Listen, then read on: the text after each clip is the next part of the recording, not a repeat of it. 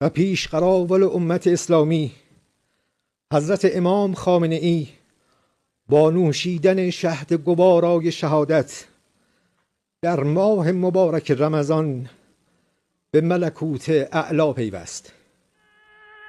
شورای عالی امنیت ملی در این زمینه بیانیه‌ای به این شرح صادر کرده است.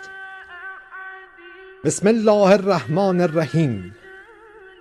روح بلند پیشوای ملت بزرگ ایران و آزادی خواهان جهان و امت اسلامی، حضرت امام خامنه ای قدس الله نفسه الزکیه به ملکوت اعلی پیوست و به آرزوی دیرینه خیش رسید و به تأسی از جد بزرگوارش امام علی صلوات الله علیه و سلامه علیهما در ماه مبارک رمضان با سر دادن ندای آسمانی فست و به رب الکعبه به ساحت مقدس الهی واصل گردید و شهد گوارای شهادت را در این ماه مبارک نوش نمود.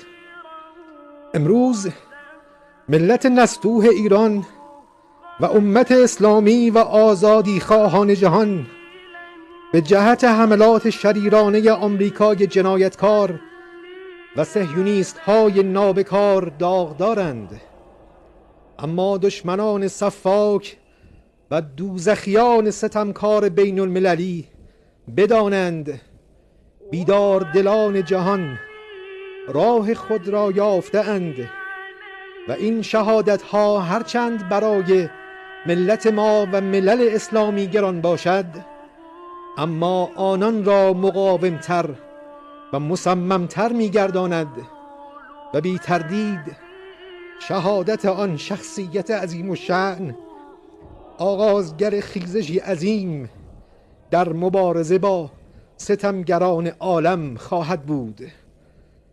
و سلام علیه یوم ولد و یوم یموت و یوم یبعث حیا. شورای عالی امنیت ملی.